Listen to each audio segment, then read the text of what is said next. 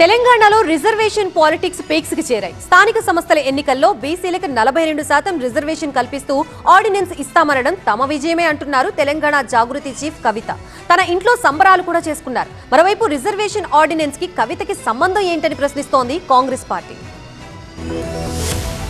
తెలంగాణలో రాజకీయాలు ప్రజల్ని కన్ఫ్యూజ్ చేస్తున్నాయి. స్థానిక సంస్థల ఎన్నికల్లో బీసీలకు 42% రిజర్వేషన్ కల్పించాలని తెలంగాణ కేబినెట్ నిర్ణయించింది. తాము ఆందోళనకు పిలుపునివ్వడంతోనే కాంగ్రెస్ ప్రభుత్వం దిగొచ్చిందన్నారు తెలంగాణ జాగృతి అధ్యక్షురాలు కవిత.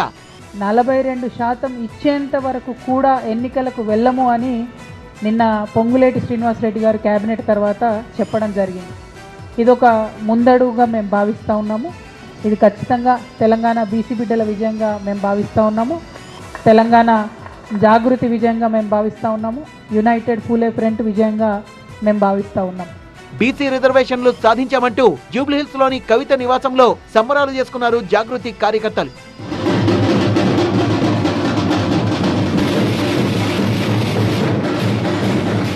కవిత సంబరాలు చేసుకోవడంపై కాంగ్రెస్ నేతలు ఆగ్రహం వ్యక్తం చేశారు. తాము రిజర్వేషన్ కల్పిస్తే కవిత రంగులు చల్లుకోవడం ఏంటో అర్థం కావడం లేదన్నారు టీపీసీసీ చీఫ్ మహేష్ కుమార్ గౌడ్. కేసీఆర్ హయాంలో రిజర్వేషన్లు ఎందుకు కల్పించలేదని షబ్బీర్ అలీ ప్రశ్నించారు. బీసీ రిజర్వేషన్ల పెంపుతో అసలు కవితకేం సంబంధమని ప్రశ్నించారు ప్రభుత్వ విప్ ఆది శ్రీనివాస్.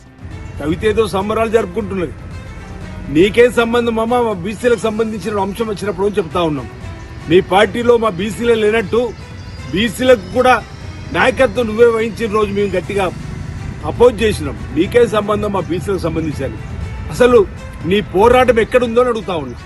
ఈరోజు బీసీల కోసం మా సంఘాలన్నీ, మా బీసీ సంఘాలన్నీ ఈరోజు మా పార్టీ కాంగ్రెస్ పార్టీ 42% రాజకీయ రిజర్వేషన్ ఇస్తున్న రోజు ఈ పార్టీ ఎక్కడ మీద ఉంటున్నా. మరోవైపు కాంగ్రెస్ ప్రభుత్వం తీసుకొచ్చే ఆర్డినెన్స్ ను తప్పుపట్టారు బీఆర్ఎస్ నేతలు. లోకల్ బాడీ ఎలక్షన్స్ లో చట్ట ప్రకారం 42% రిజర్వేషన్లు కల్పిస్తామని ప్రజలకు హామీ ఇచ్చి ఇప్పుడు ఆర్డినెన్స్ తేవడం ఏంటంటూ మండిపడ్డారు.